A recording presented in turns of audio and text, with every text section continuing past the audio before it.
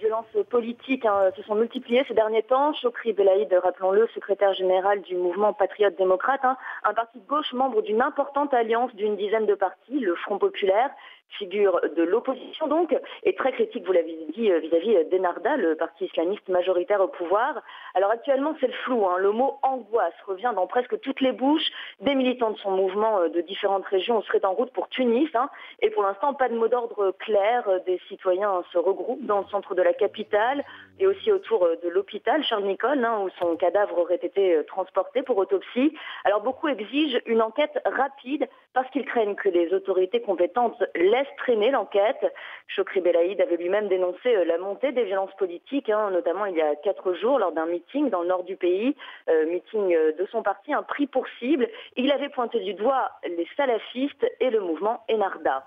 Alors un membre de son mouvement, un mouvement des patriotes démocrates, assure qu'il avait demandé une protection rapprochée au ministère de l'Intérieur sans résultat.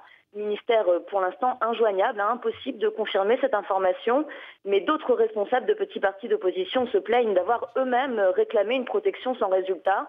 Son frère accuse directement le parti Ennahda d'être derrière cet assassinat, mais beaucoup appellent encore à la réserve par crainte d'une guerre civile. Le Premier ministre tunisien Hamadi Jebali, membre lui-même d'Ennahda, appelle aussi à ne pas tomber dans le piège du chaos. Il dénonce cependant un tournant grave, un acte de terrorisme contre toute la Tunisie, et il promet de faire tout son possible pour que le tueur soit arrêté rapidement.